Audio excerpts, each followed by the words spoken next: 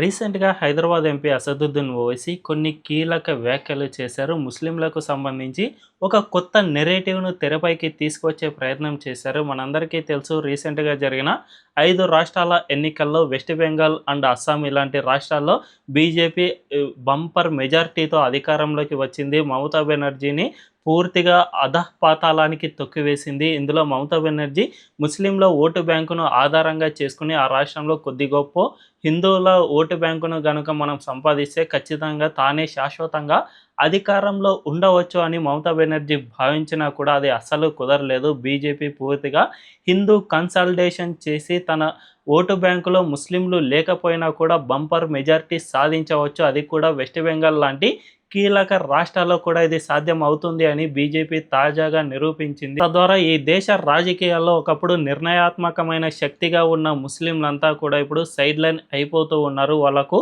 Political importance అనేది తగ్గిపోతుంది. దీన్నే అసదుద్దీన్ ఓవైసీ తాజాగా కొన్ని కీలక వ్యాఖ్యలు చేశారు. ఈ దేశంలో ముస్లింలంతా ఇకపై నుంచి సో కాల్డ్ సెక్యులర్ పార్టీలను అస్సలు నమ్మవద్దు. ఇందులో కాంగ్రెస్ కానీ, టీఎంసీ, ఉద్ధవ్ ఠాక్రేకు సంబంధించిన శివసేన, లేదంటే ఎన్సీపీ, ఆమ్ ఆద్మీ పార్టీ ఇలాంటి పార్టీలను మీరు అస్సలు నమ్మవద్దు. వీళ్ళంతా కూడా ముస్లింలను జస్ట్ ఓటు బ్యాంకు పరంగా మాత్రమే చూస్తూ ఉన్నారు. అంతే తప్ప మీ అభివృద్ధి కోసం వీళ్ళు చేసింది ఏమీ లేదు.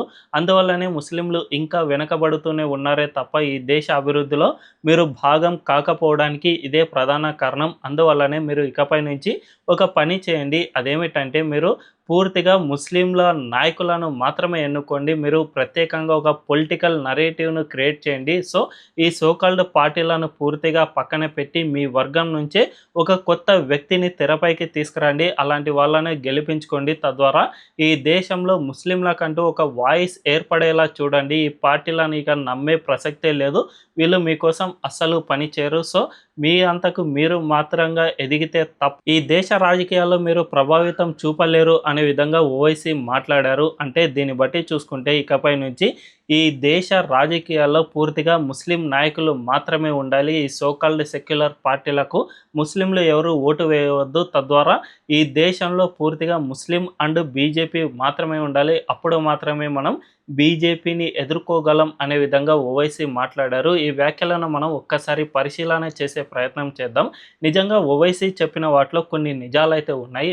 ముఖ్యంగా కాంగ్రెస్ పార్టీ కానీ, టీఎంసీ కానీ ఈ పార్టీలు ఎక్కువగా మైనారిటీ అపీజ్మెంట్ను ఆధారంగా చేసుకునే తమ రాజకీయాలను కొనసాగించాయి. ఈ అపీజ్మెంట్లో భాగంగా ముస్లింలకు అభివృద్ధి ఏమీ చేయలేదు. జనరల్గా ఎవరినైనా ఓటర్లను ప్రసన్నం చేసుకోవాలి అంటే వాళ్ళకు ప్రభుత్వం తరపున పథకాలు, ఫలాలు అందించడం ద్వారా వాళ్ళ ఓట్లను సంపాదించవచ్చు. కానీ ఈ మైనారిటీ ఓటు బ్యాంకు విషయంలో మాత్రం ఈ పార్టీలు వేరే పంతాను ఎంచుకున్నాయి. అదే ముస్లింలలో వైలెన్స్ను క్రియేట్ చేయడం ద్వారా వీళ్ళు ఓటును సంపాదించుకోవచ్చు అనే వ్యూహాన్ని పన్నాయి. అంటే ఈ దేశంలో వీళ్ళకు ఒక్క రూపాయి మనం అభివృద్ధి కోసం ఇవ్వకపోయినా ఈ దేశంలో మిమ్మల్ని అణగదొక్కుతూ ఉన్నారు. మెజారిటీ హిందుత్వవాదులు మిమ్మల్ని అణిచివేస్తూ ఉన్నారు. మీకు ఇంపార్టెన్స్ లేకుండా చేస్తూ ఉన్నారు అనే నరేటివ్ని క్రియేట్ చేయడం వల్ల ముస్లింలలో ఒక అభద్రతా భావాన్ని క్రియేట్ చేసి తద్వారా వాళ్ళ నుంచి ఓటు బ్యాంకును సంపాదించుకునే ప్రయత్నం చేశారు. అందువల్లనే ఇప్పటికీ కూడా ఈ దేశంలో మైనారిటీలు డామినేటెడ్ ఏరియాల్లో అసలు అక్కడ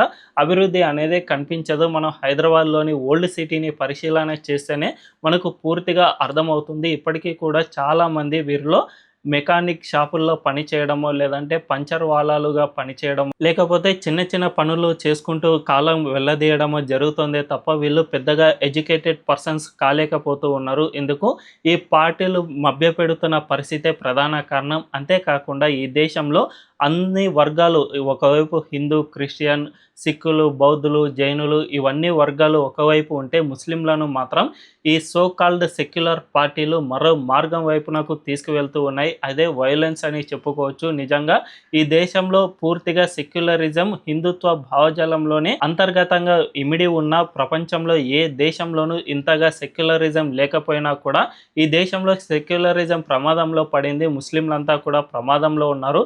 మీరు మాకే ఓటు వేయండి, మిమ్మల్ని మేము మాత్రమే కాపాడుతాం, అంతే తప్ప మీరు బీజేపీకో లేకపోతే హిందూ పార్టీలకు ఓటు వేస్తే పూర్తిగా ప్రమాదంలో పడిపోతారు అనే విధంగా ఒక నరేటివ్ను క్రియేట్ చేయడం వల్ల ముస్లింలలో అభద్రత భావాన్ని క్రియేట్ చేస్తూ ఉన్నారు. అందువల్లనే వీళ్ళందరూ కూడా ఇప్పుడు రాజకీయంగా తమ ప్రభావాన్ని మెల్లిమెల్లిగా కోల్పోతున్న పరిస్థితి నెలకొంది. కీలకమైన వెస్ట్ బెంగాల్, అస్సాం ఇలాంటి రాష్ట్రాల్లో ముస్లింలు 30%కు పైగానే నివాసం ఉంటూ ఉన్న వీళ్ళు మన దేశ ఎన్నికల్లో తమ ప్రభావాన్ని చూపలేకపోతూ ఉన్నారు అంటే ఇదే ప్రధాన కారణం.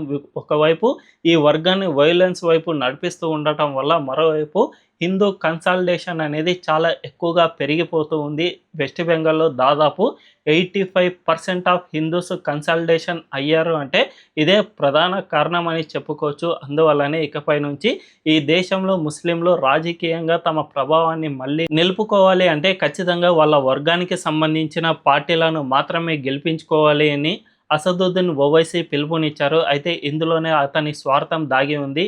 ఇలా ముస్లిం పార్టీలను గెలిపించుకోవాలి అని పిలుపును ఇవ్వడం ద్వారా తన పార్టీని ఎంఐఎంను దేశవ్యాప్తంగా విస్తరించాలి అనే ప్రణాళికలో భాగంగా ఆయన ఈ వ్యాఖ్యలు చేశారు. నిజానికి ఈ దేశంలో ముస్లింలు అభివృద్ధి వైపుకు దూసుకు వెళ్ళాలన్నా కానీ లేకపోతే ఈ దేశ అభివృద్ధిలో భాగం కావాలన్నా కానీ ఈ పార్టీలు వేటిని నమ్మకుండా సబ్కా సాత్ సబ్కా వికాస్ అని ఏ పార్టీ అయితే భావిస్తుందో దానికి మాత్రమే ఓటు వేయాలి. ఈ దేశంలో బీజేపీని ఇప్పటి వరకు హిందూ కమ్యూనల్ పార్టీ అని ముద్ర వేశారు. కానీ కేంద్రంలో బీజేపీ అధికారంలోకి వచ్చి ఇప్పటికీ 12 సంవత్సరాలు పూర్తవుతూ ఉన్నా కూడా ఎక్కడ మోదీ ప్రభుత్వం ఈ ముస్లింలను దూరం పెట్టిన ప్రసక్తి అస్సలు లేదని చెప్పుకోవాలి. సబ్కా సాత్ సబ్కా వికాస్ అనే నినాదంలో భాగంగా ముస్లింలకు స్కాలర్షిప్లు అందజేయడం, వాళ్ళకు ప్రత్యేక పథకాలను ఇస్తూ ఉండడం, వాళ్ళను అభివృద్ధి వైపుకు తీసుకొచ్చే ప్రయత్నాలు చేయడం జరుగుతూనే ఉంది. వాళ్ళను ఎక్కడ కూడా సైడ్ లైన్ అనేది చేయలేదు. కానీ ముస్లింలు మాత్రం దీన్ని అస్సలు నమ్మడం లేదు.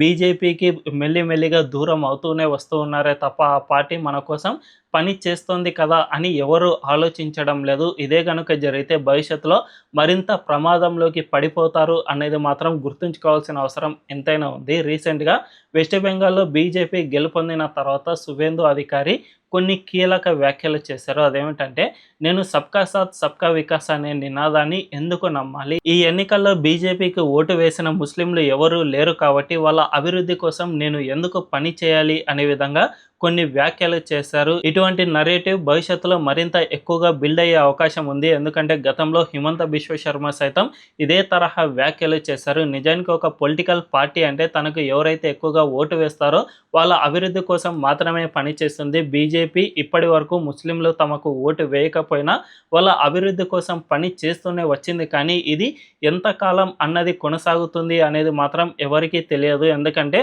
తమకు ఓటు వేయనప్పుడు అంతగా అభివృద్ధి కోసం ఎలా పట్టించుకుంటారో అనే ప్రశ్న సాధారణంగానే తలెత్తుతుంది. కాబట్టి ఇప్పటికైనా ఒక డెసిజివ్ నిర్ణయం తీసుకోవాల్సిన అవసరం ఉంది.